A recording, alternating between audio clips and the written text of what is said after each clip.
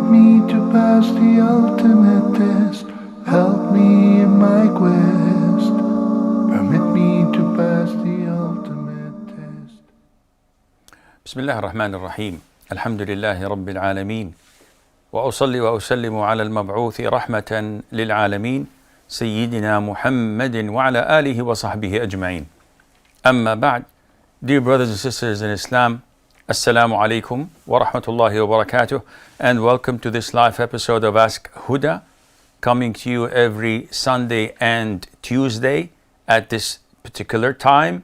I'm filling up for Dr. Muhammad Salah, and my name is Assim El-Hakeem.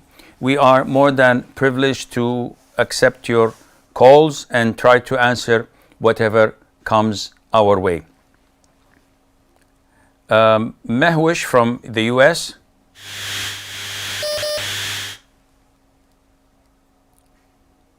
Mehwish?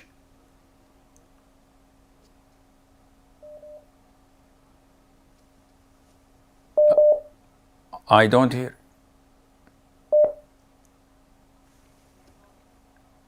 Mehwish? Okay, Muhammad from the Philippines. Okay. Muhammad? Assalamualaikum, Sheikh. Alaikum assalam wa rahmatullah. How are you, Sheikh? I'm doing great, alhamdulillah. So, I have two questions, Sheikh. My first question, Sheikh, is, Sheikh, most of the time when I have assignments or if we need to study because exams or exercises is near, I procrastinate because I think there is still age time left and sometimes I get lazy. So, am I sinful for procrastinating my study, Sheikh? And my second question, Sheikh, is, Sheikh, can you demonstrate how to do Rookia without using of water, when you drink? What do you mean by demonstrate Rookia on water? I do not understand. Sheikh, you can also do Rookia without drinking the water. Okay. When you blow your body, Sheikh. You do not blow your body, then you will be a suicide bomber. But you blow in your hands, and I will explain how you do that, inshallah. Barakallahu feek, Sheikh. Barakallahu feekum. So, Ishraq from Bangladesh. Assalamu alaikum, Sheikh. Salam wa rahmatullah. Sheikh, I have two questions. One question is that we know that wearing gold is prohibited for men. I bought a watch recently. On the outside, it's silver in color. And upon getting home, I was just fiddling with the watch, and I saw that one of the moving parts inside, it's a mechanical watch. One of the moving parts inside is gold in color. So I am not sure whether it's gold plated or it's a gold metal or whatsoever. So now my question is that will I be able to wear it given that it's one small part, and if I'm not able to wear it, will I be able to sell the watch? How much did you pay for it? Is it an expensive watch, a brand name? Because I got it at an antique shop and it's a used watch, so I did not pay a big amount, but it has a brand name. Okay, and what's your second question? My second question is, Sheikh, if let's say someone has some najasa on the private parts, let's say if it's urine or mazi, and let's say if it dries up, when we are washing it, do we have to rub, or just pouring water is enough? And if we get splashes from this afterwards, from hitting the toilet bowl and back to our bodies, is that something we have to wash, or is the water enough to overwhelm the dried najasa on the private parts? I will answer you, inshallah. Nusra from Turkey. Assalamu alaikum. Salam wa rahmatullah. Sheikh, I have 3 questions for you. Well, 3 questions are a lot, but yallah, I'm suffering when I take more than one question. Let's go ahead. Number 1. Okay, Sheikh. Surah Al-Ahzab. Surah? The guidelines. Al-Ahzab. Okay. Ayah 33, where Allah instructs women to stay home. I wanted to ask the guidelines for that. Like staying home, like due to necessity if you want to go out. Okay. Okay, and for covering the chin, the second covering chin, under the chin and at the start of the neck for women, do they have to cover that? Okay. And today my mom asked me to wipe the bottom of a plant, but I told her that I didn't want to touch it because she was using cow manure for the plants. And I didn't want to touch it, so I said I didn't want to, and she got angry at me. So, but she forgave me after like a few, and not even minutes. Why I wanted to didn't ask if I was sinful for that. Why didn't you want to touch cow's manure? It was, I didn't have anything on my hands, and it was like disgusting. Ah, but you know that it is not najis. You did not know that. Okay, I will answer you, inshallah. Sister Fatima from the US. Fatima?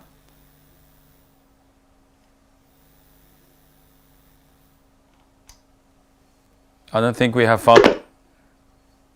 Who else? Yeah. Okay, Fatima? Yes. Yes, what's your question? My question is, can a father who does not pray be a Welly for his daughter's marriage? Okay. I will answer, inshallah. Abdul Hamid from the UK. Yes, Assalamu alaikum. Salamullah. Now, Yes, Abdul Hamid. can I speak to the Sheikh? I'm talking to you, Akhi. Assalamu alaikum, Sheikh. Salam How tullah. are you? Sorry, I didn't realize I'm online. No problem, Akhi. What can I do for you? Yeah. The question is, I just need an advice on something. In my family, alhamdulillah, attempt to be the only practicing Muslim.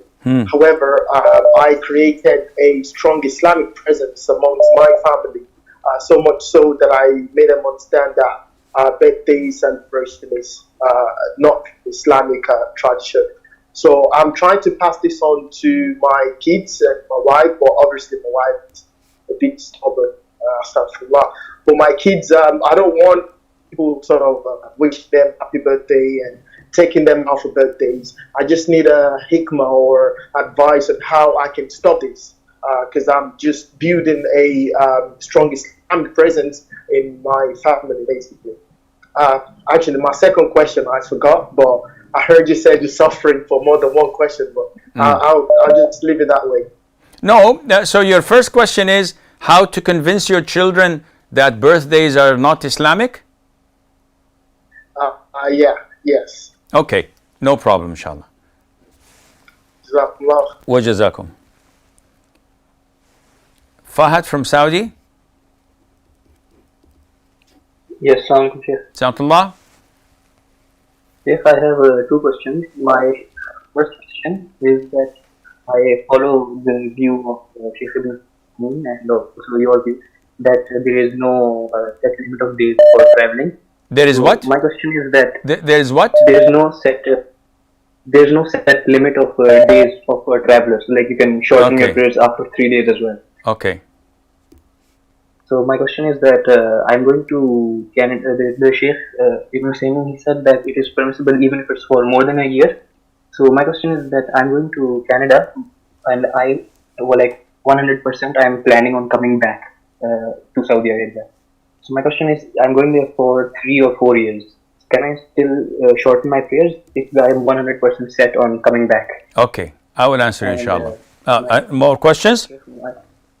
Yes, one more. Yes. My second question is that on Twitter you said someone asked you, can we eat any meat in the UK, and you said that it's permissible because it's majority Christian. So I wanted you to, can you please explain it a little bit more so that I can be 100% sure? In Canada, can I eat any meat, like as long as it's chicken or beef? Okay, I will answer, inshallah.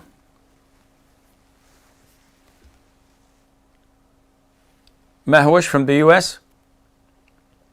Assalamu alaikum, Sheikh. Salamullah. Question 1. Why is it allowed to marry cousins in Islam when science tells us that the child could potentially be abnormal? Okay. Question number 2. Should a man who is homosexual get married if he's afraid that he won't be able to satisfy his wife? Jazakumullahu khairan. Wa jazakum. We have Mahmoud from Australia. Assalamu alaikum, Sheikh. Salamullah barakatuh. I just wanted to ask about Surah 9, verse 5, where it says that when the sacred months have passed, kill the polytheists. Is this talking about those who broke their treaties? Okay. I will answer inshallah. Okay.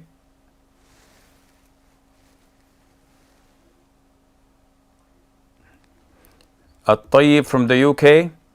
I give it to you. I give it to you. يا طيب. Hello. I did not get anything أخي. طيب. I would like to know if parrots with talons, are they halal? If what? Parrots with talons. What is that? Like Amazon parrots. Okay, to eat them? No, to have them as a pet. Okay, no problem inshallah in that. You can have parrots. And are their feces impure? No, their feces are pure inshallah. Don't eat it though. No, parrots, raising parrots as pets is permissible, and any bird that we are permitted to eat their meat if slaughtered, or also feces and droppings are pure without any problem. Okay? How do you spell that? Okay, caught from the US. Assalamu alaikum. Samtullah. Is the spelling right? C-O-T-T? Yes, S-C-O-T, like Scotland. Scott. I had the C Yes. without an S. Okay, Scott. Yes, if I slaughter an animal like a chicken, a smaller animal, and I accidentally decapitate it, if I cut too deep, is the animal still no good or to eat? So let me get your question correctly. There's a chicken, and you decapitate it by cutting the head off with a samurai sword or whatever.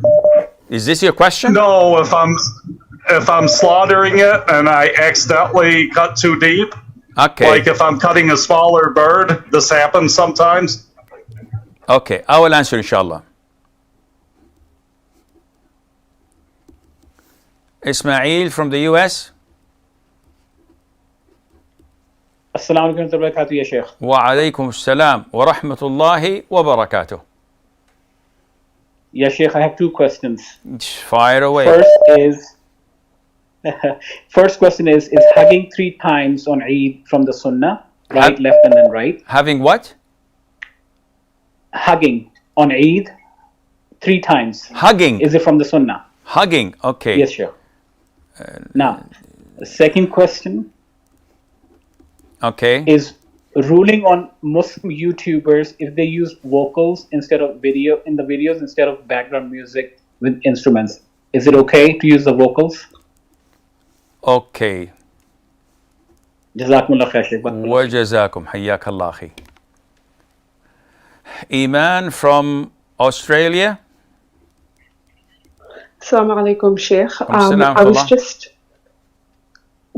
I was just a bit confused the past couple of days, just in regards to whether or not my husband's divorced me. We just had a bit of a statement amongst each other, a bit of a wording, where I was mainly doing the talking, and then he just kind of agreed with it. So it kind of felt like an implicit statement. So I just become a bit confused. But he's adamant that his intention wasn't to divorce or anything like that. And then I had a bit of a text message with him, so I messaged him just to confirm if he meant what he said. And then he said, yes, just in a sarcastic way, where he was like, isn't that what you were praying for? So I just wanted to know whether or not I'm divorced or not. And do you want to be divorced? No. Don't you think you're overdoing it by opening a can of worms? When you keep on pushing it, and asking and texting and asking the sheikh, and maybe I'm the 6th or 7th person you ask? Yeah. Okay, I will answer you, inshallah. Zainuddin from the UK.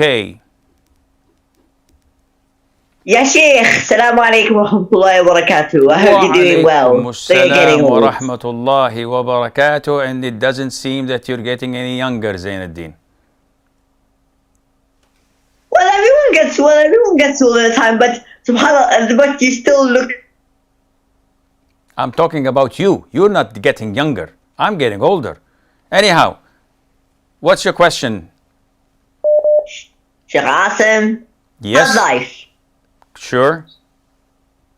I've got a couple of questions where I ask, because this is Huda TV, not sad. Okay. So the first thing is, can you please explain one of the hadiths? I would like you to explain one of the ahadith in the Sunnah that talks about the mutasaddaqoon and al-mutafayyiqoon. Okay. Do you know this hadith? Luckily for you, I do. Do you mind explaining it to me? Because it says that the talk, in essence, one person who was explaining it, I know, not everything someone says is authentic. The person stating this fact said that this refers to the talkative individual. But does it refer to those who remind people of talk arrogantly and remind people of their, as if they're greater and everyone else is bottom? Okay. Number 2. Question 2. They're going to be short, don't worry, so don't think I'm going to waste your time because we've got lots of callers. Second question is regarding, am I sinful if I allow one of my younger siblings to download apps that involve women coloring pages or women in general, like Kardashians, etc.? So what's your role in him doing that? So imagine this. They come and consent to you to place a installment for one of their apps. This app, however, involves women.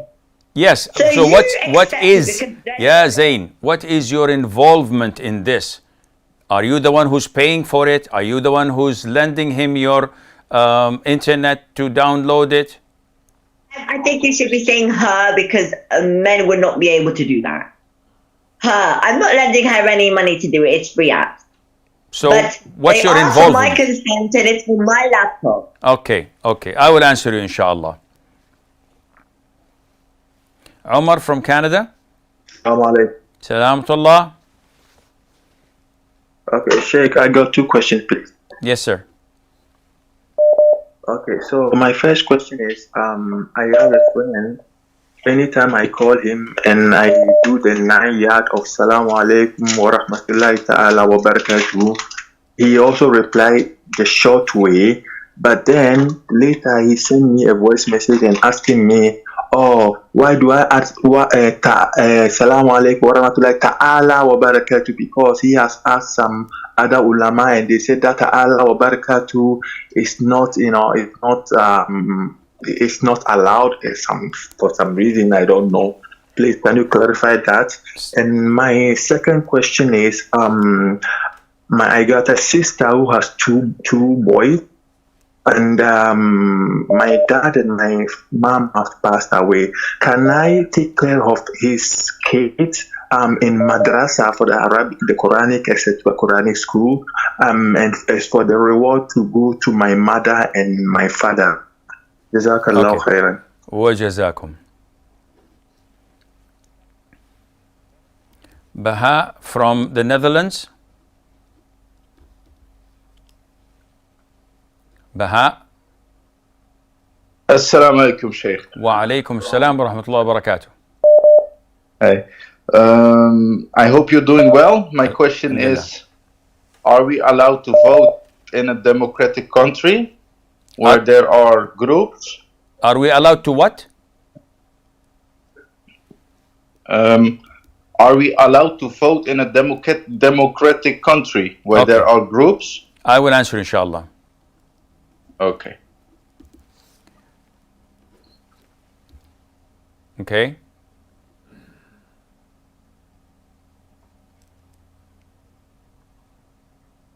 Okay, I think this is all the questioners we have. So we begin from number 1. Mehwish from the US. She says, why is it permissible to marry one's cousin if science disapproves of it, or at least this does not recommend it, due to the possible genetic diseases that may be caused of such a marriage? Firstly, Islam is a divine religion. It is from Allah Azza wa Jal. And generally speaking, it does not go against science. But throughout the years, we've discovered that science is not always right. And so many theories that come up only to be proven after a few decades that they're totally bogus or wrong. And the theory of evolution is one of the closest and simplest ideas of its how bogus people are and how atheists mess up with people's minds claiming to be scientific when it's baseless and ridiculous even. But this is not the time to address such an issue. Therefore, when science comes and says cousins must not get married to one another, we do not look at science and neglect our own religion. So we look in the Quran, it doesn't say anything about that. We look into the Sunnah, there's no prohibition, none whatsoever about that. On the contrary, we find that the Prophet himself, alayhi salatu wasalam, married his cousin, Zainab bin Jahsh, the mother of the believers, may Allah be pleased with her. If there was anything wrong, he would not have done that. Or Allah would have told us that this is not recommended. Not only that, he gave his own daughter Fatima to his own cousin Ali ibn Abi Talib. And they have the best of families existing till date with so many offsprings of theirs, healthy and sound. He also gave Zainab, his own daughter, the daughter of Muhammad, to her cousin, Abu al-As ibn al-Rabi'. And they were all their maternal cousins. So the whole of Islamic history has nothing against cousins marrying one another. So when science comes and says, oops, this is not recommended, this is not permissible or advisable, we, with all due respect, throw it in the dustbin. They say, oh, you will be responsible for any genetic diseases that come. Well, we've seen total strangers marrying from the East and the West, having children with genetic diseases. So this is not a criteria that you can judge by, and this is why we ignore it. Second question of Mehwish, a homosexual who is unable to satisfy his wife, would it be permissible for him to get married? The answer is, if he's impotent, meaning that he's unable to fulfill his wife's desires due to his impotency, in incapacity, inability to do so, in this case, he's not permitted to get married unless he gives the family he's getting married to a heads up. So before they proceed, he would go and say, listen, guys, this person proposing is impotent, cannot fulfill his wife's sexual rights. He cannot do that. If they accept, okay, this is okay. This is her choice, her preference. But if not, then it is not permissible for him to conceal that and to hide his deficiency and not tell them.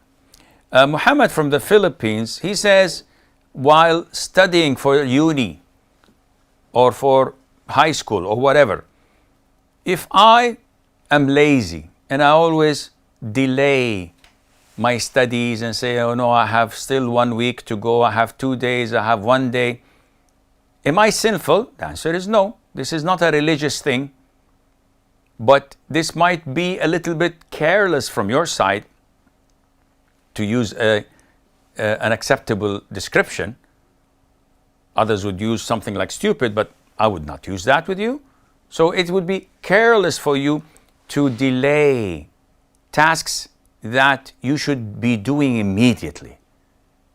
A Muslim perfects whatever he does. This is in our genes. This is in our religion.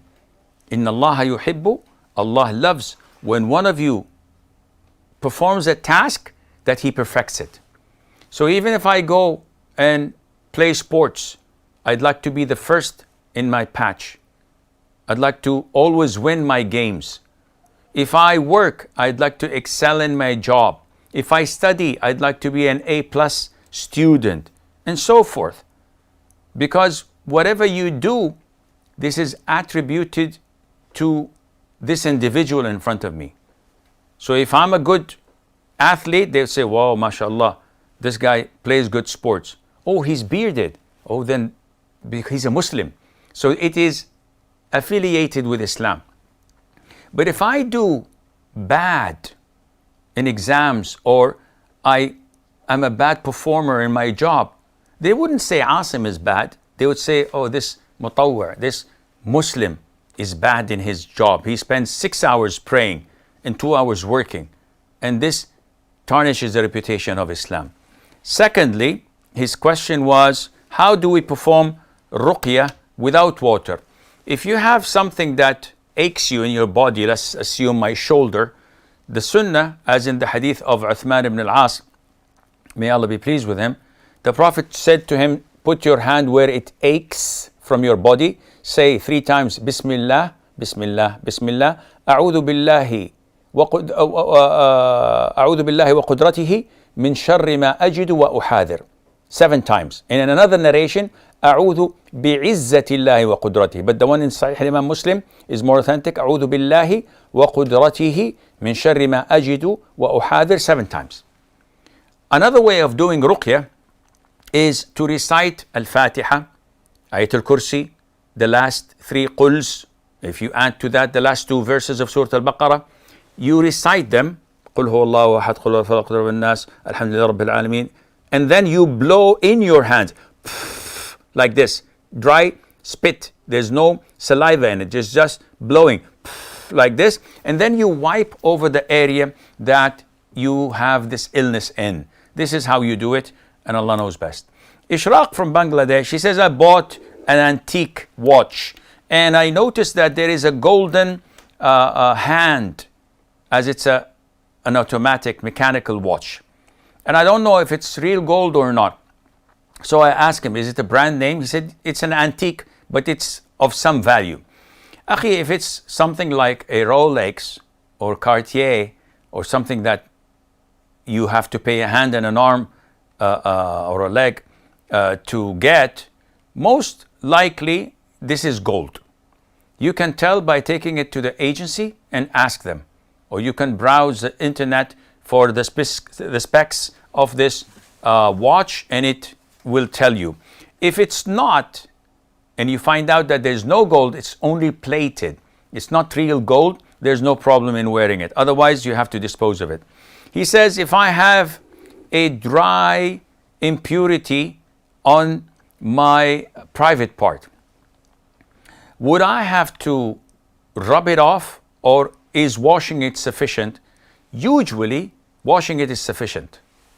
But the essence of washing it is to remove the impurity. If it still remains and it's not removed, then you have to rub it. But if washing it, and usually this is sufficient, would do the job, there is no need to rub it off. Nusra from Turkey, she says, in Surah Al-Ahzab, Allah says to the mothers of the believers, وَقَرْنَ فِي بُيُوتِكُنْ. So what does this mean? So verse 33, chapter 33, Allah addresses the mothers of the believers to stay home. And they used to do that until the Prophet ﷺ abrogated this ruling by telling them that Allah has permitted you to go and do your errands, answer the call of nature, do what is needed to go out. So they used to go out. This ayah highly recommends that women stay home because this is their safe haven with their spouses, with the children, with their family, and not to go out unless there's a necessity, such as attending school, going to the hospital, shopping, visiting friends or relatives, something that they have a need for. One would ask, okay, so what is wrong in what people are doing nowadays? Oh, the way women are getting out of the home every single day. Why? They're fed up. So they go to malls, not to buy anything, just to wander around. And they have to stay like 6-7 hours out of the house every single day just for the sake of staying out of the house. This is not permissible. This is not part of the Sunnah. And one would say, okay, why men do this? Men do this out of necessity, to work, to earn, to put food on the table, and to do what is needed to be done. And this is why usually the man's place is out of the home and the woman's place is inside the home. So this is something that Muslim women should balance. Her second question is, should we cover this area or not? Now, the lower part of your jaw, your face must be covered. Lots of the women tend to put their cover up to this area, which exposes what's beneath their chin. And this is part of the neck, and this is not permissible. It has to be covered, so the whole face, the face that faces people, is uncovered. Whatever that does not face the people, which is this area here, the neck or the chin underneath, it must be covered. And finally, she said to her mom that she doesn't want to water the plant because she does not want to touch the cow's manure. And she thought that this was impure. And we've said this so many times.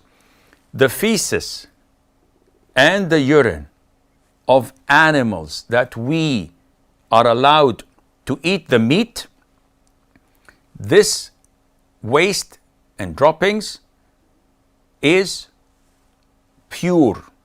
Not that I'm encouraging you to go and dip your hands and wash your faces with it. This is disgusting. But what I'm saying is that the misconception that people have that this is najis and it's like dog crap or like cat urine. These are najis. You have to wash. You cannot pray with this. No, the feces or the droppings of cows, camels, of sheep, of goats, of chicken, all of these are pure and does not impact your purity. And I hope this answers your question. We have a short break. Stay tuned, and inshallah, we'll be right back.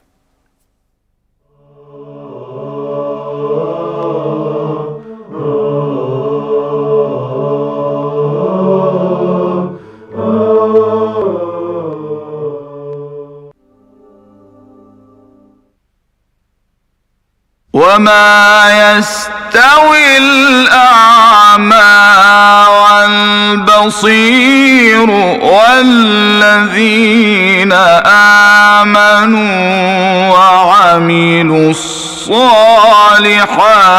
ولا المسيء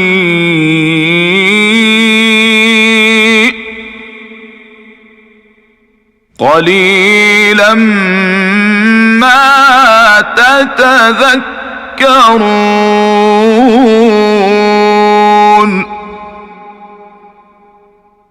إن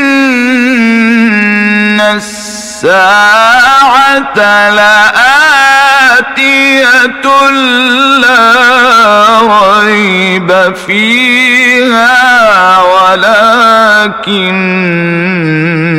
أكثر الناس لا يؤمنون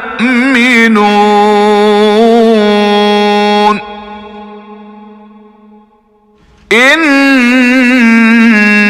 الساعة لآتية لا ريب فيها إن الساعة لآتية لا ريب فيها ولكن أكثر الناس لا يؤمنون.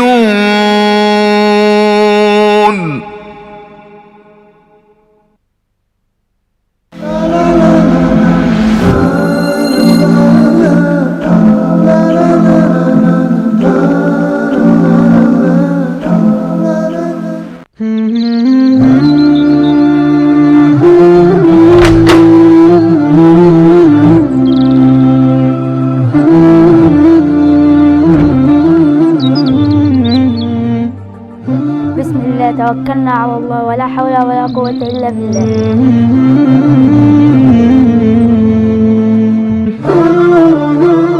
Anas, may Allah be pleased with him, reported, the Messenger of Allah, peace be upon him, said, whoever says, upon leaving his house, Bismillah, tawakkaltu ala Allah, wala hawla wala quwwata illa billah. I begin with the name of Allah. I trust in Allah. There is no altering of conditions but by the power of Allah. It will be said to him, you are guided, defended, and protected. The devil will go far away from him.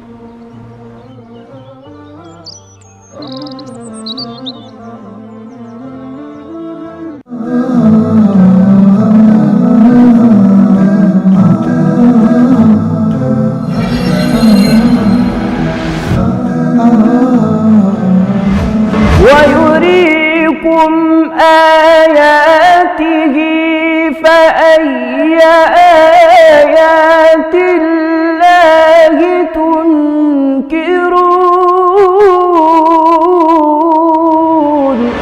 والذي يريكم البرق خوفا وطمعا وينشئ السحاب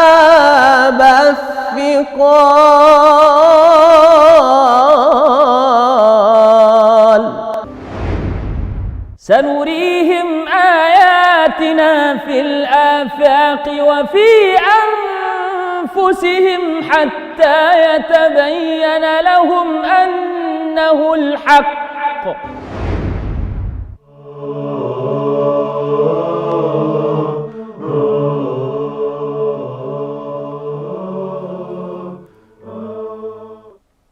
Assalamu alaikum wa rahmatullah and welcome back. Fatima from the US says, can a father who does not pray become a wali of a woman in her marriage? This is a very wide topic to discuss, whether this is before the marriage or after the marriage, whether the father is proven not to pray and he was labeled as a person who does not pray or not. What does that mean? The default in Islam is that the guardian has to be a Muslim. So if a person is not a Muslim, he cannot be the guardian of his daughter. For example, a woman who was Christian, accepted Islam, someone wants to marry her, her father, who's a Christian, cannot be her guardian because he's a disbeliever. And the difference of religion blocks the guardianship. Likewise, a person who does not pray, and when asked to pray, he says, I don't believe in prayer, I don't pray. And he never prostrates a single prostration, despite the number of people talking to him and trying to convince him. The Islamic center's imam, the judges, he doesn't want to pray. This guy is a blatant kafir, is an apostate. He cannot be the guardian of a woman in marriage. But if a person doesn't pray And when he asked, why don't you pray? He said, I know prayer is valid and it's mandatory and it's obligatory, but I'm lazy. Yeah, wallah, I should pray, inshallah. And he prays on and off, maybe a Friday every now and then. Maybe he prays when people come to his house, or he goes to people's house and they pray Maghrib, he prays with them. Such a person is not labeled. He's not confirmed to be a disbeliever because he prays on and off. And it was not proven in front of a court of law or panel of judges or scholars that he's a kafir. Therefore, he can be the guardian. Abdul Hamid from the UK, he says, I'm the only one practicing in my family, and I'm trying to push Sharia inside my own family, and I'm doing a good job, inshallah. However, I find it difficult to convince my children, and I don't know what's the most appropriate way to convince my children not to practice birthdays. Especially my parents, my siblings may congratulate them, may send them gifts, may try to throw a party, which I totally disagree with. Akhi, this requires a lecture. And a couple of weeks ago, I did a lecture for one of the Islamic centers in Holland, and it was about how does a Muslim practice his religion in the West, in non-Muslim countries. So it's on my YouTube, you can find it there, inshallah, and it should be beneficial. In a nutshell, all the disbelieving countries have one target, one objective in mind, and that is to get you out of your religion. As Allah Azza wa Jal mentioned in the Quran in many places. So we don't have to establish this because this is already an established fact. Now, their severity of such attempts differ from one country to the other. Nevertheless, their main objective is to strip you out of your Islamic identity. And this is obvious. When they fight the hijab, when they fight anything that seems to indicate that you're a Muslim, when they force co-education and prohibit segregation, when they fight any teachings of Islam, even in masjids, in your own houses of worship, they come and confiscate it and close the masjid and do whatever they want with the imam. Why? Because he's teaching the Quran or the Sunnah. And this is blatant enmity and hatred to Islam. This is a well-known fact. So what to do? Your number one priority is to instill and insert and implant in your children's heart the Muslim identity. We are different. We're not like them. We're Muslims. We worship one Lord. We believe in Muhammad alayhi salatu wasalam. We have our honor. We have our dress code. We have our set of rules that we embrace and implement in our lives. When they know that they're different, when they sense that they're different, they would refrain from being melted in the same melting pot. They'll have their own identity and they'll be proud of being Muslims. They fast when everybody's eating and drinking. They halt whatever they're doing to go and offer the prayer and come back. And people identify them due to their identity. When you succeed in doing this, when you tell them that birthdays is not part of our culture, it's part of the disbelievers' culture and way of life, it makes things much easier and more closer to their common sense. They relate to it because, okay, so if it's against my religion, I'm fine with that. Unlike when they are with everybody else. Everybody else is celebrating it. Why not us? Why don't we have a cake? Why don't we have candles? Why don't we have happy birthday to you? Now they can relate to this and understand. Fahad from Saudi Arabia, he says that I follow the opinion of Sheikh ibn Uthaymeen, which previously was the opinion of Sheikh ibn Taymiyyah and Ibn al-Qayyim, which is according to the Quran and Sunnah that there is no limit for the days you spend for shortening your prayer when traveling. So he says, if I'm going to Canada for 4 years and I know exactly what month and date I'm coming after 4 years, can I shorten my prayer? The answer is definitely not. Regardless of who says you can. It is definitely not. Why? Akhi, Allah Azza wa Jal gave you the concession of shortening your prayer if you're a traveler. I'm in Egypt and I'm here for 2 weeks. So when anyone calls my home back in Saudi, they will say, Asim is traveling. So I am a traveler. Therefore, I shorten all of my prayers. I have no problem in that.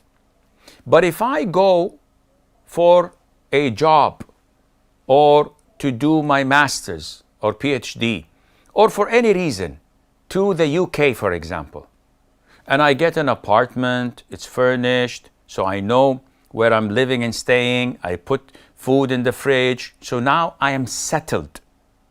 This may take a couple of weeks, maybe 3 weeks, maybe 4 weeks, but now I'm settled. I know what time exactly I have to go to the masjid and when to come back and when to wake up for tahajjud. And I'm acquainted with the surroundings and I'm settled. Now I cannot shorten or combine. Why? Because I have settled. But those who travel, whether they know when they're coming back or not, yet they are still on the move, always on the move, not settled. Maybe from one state to the other, to the third, maybe from one house to the other every couple of days or couple of weeks. They're not settled yet. Yes, they shorten. The moment they settle and they feel home, this is when they must complete. Mahmoud from Australia, he says, chapter 9, verse 5, is it about killing those who had a treaty that was time bound? The answer is yes. There was a treaty between the Prophet ﷺ and the disbelievers after the conquest of Mecca. And the Prophet fairly gave them 4 months to roam around and do whatever they want and think it over. If they find that Islam is the best for them, they accept Islam. If not, they should leave the whole Arabian Peninsula and go elsewhere, because if they were to be found after 4 months, they will be killed. So that was specifically to those people, because other places in the Quran, it tells us that we should not have fights and jihad with those who do not fight us or oppress us or try to kick us out of our lands. Rather, we should treat them kindly and nicely. Scott from the US, he says, if I, while slaughtering a bird or an animal, I go further than what I'm supposed to do. So the Islamic way of slaughtering a bird or an animal is to cut the windpipe and the 2 veins. So the windpipe and the pipe that goes suffix, I don't know what's called, I always forget it. I have to have it in writing to remember it. That takes the food to your stomach, and the 2 veins by the side. These are the Sunnah ways of slaughtering. But if someone exceeds that and maybe by mistake or deliberately cuts the whole neck and decapitates the whole head, this is halal. Is it according to the Sunnah? No, it's not. But still, this does not render whatever you're slaughtering to be haram. It's totally halal. Ismail from the US, he says we have a custom that on Eid, we hug one another, embrace one another. So one on the right, one on the left, another one on the right. Is this from the Sunnah? The answer is no. This is not from the Sunnah. His second question, he says, when I make videos, some people put music in the background. Others put vocals. What is meant by vocals? This is what we call nasheed. So if we have vocals at the background, is this halal or haram? If it's normal vocals that humans do, like humming, this is one way of doing it, humming. It sounds nice, but with my voice, I think nobody's going to watch this. But nevertheless, it's humming. it's vocals. Is it halal or haram? If it is known to be vocals and it does not have the same impact as music, like the a cappellas, this is music. You get 8 tracks or 16 tracks of the same person or different people, each making a particular sound with the beat, with the bass, with the whatever, and the conclusion is it's the same impact and effect that the normal song had. So if someone does a cappella of Billie Jean for MJ, for example, and it's the same impact of the song. So, oh Sheikh, but there's no musical instruments, it's haram.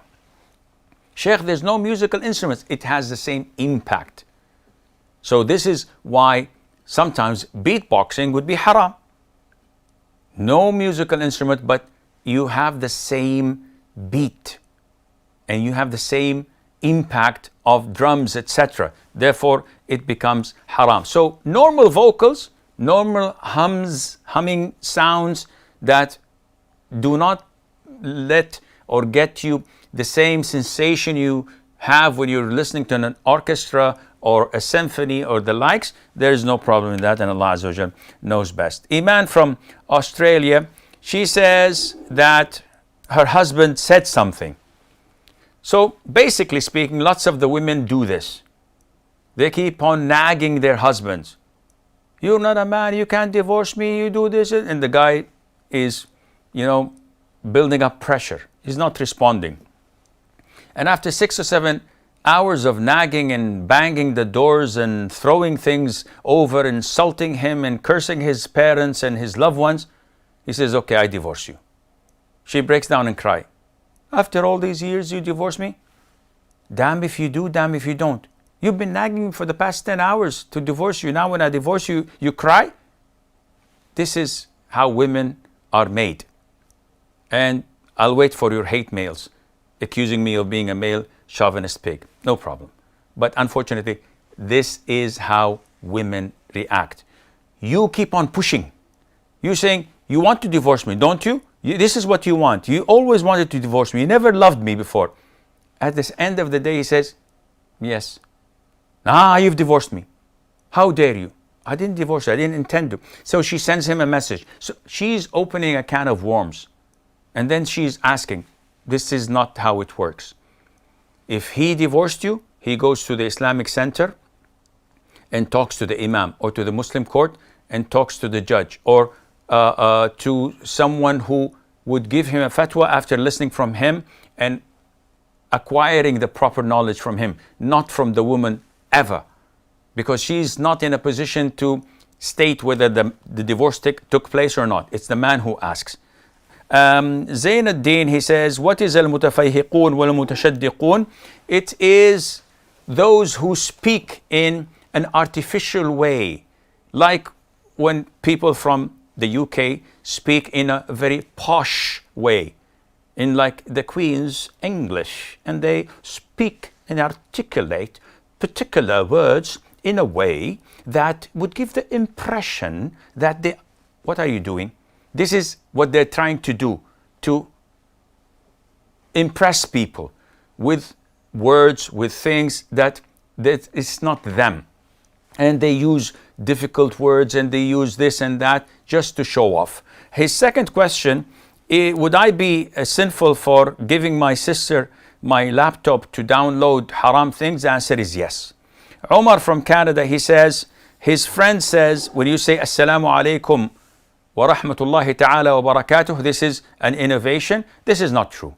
Ta'ala is one of the attributes or the description of Allah Azza wa Jal. And the full salam, Assalamu alaikum wa rahmatullahi wa barakatuh, this is totally from the Sunnah. Anyone claiming that it is an innovation is an ignorant imbecile. His 2 nephews will study Quran at school in a madrasa. He wants to support and provide for them because they're orphans, most likely, and he wants the reward for the money he's giving to reach his deceased parents. Is this possible? This is totally possible. Finally, Baha from the Netherlands, he said, can we vote in a democratic country? Akhi, voting is not Islamic. So it's not permissible for Muslims to vote unless they are in a situation where their voice, where their vote would make a difference between selecting the lesser of two evils. So if we have a Muslim who's trying to promote some part of Sharia, or who would endorse the affairs of the Muslims against someone who is anti-Islamic, and if we say in that country we're not going to vote, there's a probability that the anti-Islamist would win. No, you have to. It's almost mandatory for you to vote, though you hate voting and the process because it's totally against Islam. But it is like amputating part of your body to save the whole body. This is something that is done to reduce the evil and to choose the lesser of the two evils, and Allah Azza wa Jal knows best. This is all the time we have until we meet Tuesday, 2 days from now. I leave you fi amanillah. Wassalamu alaikum wa rahmatullahi wa barakatuh. Allah is my heart's speech, your mercy is what I beseech. Keep in my heart your remembrance, and in your deen allow me to advance. Help me in my quest, permit me to pass the ultimate test. Help me in my quest, permit me to pass the ultimate test. Allah is my heart's speech, your mercy is what I beseech. Keep in my heart your remembrance, and in your deen allow me to advance.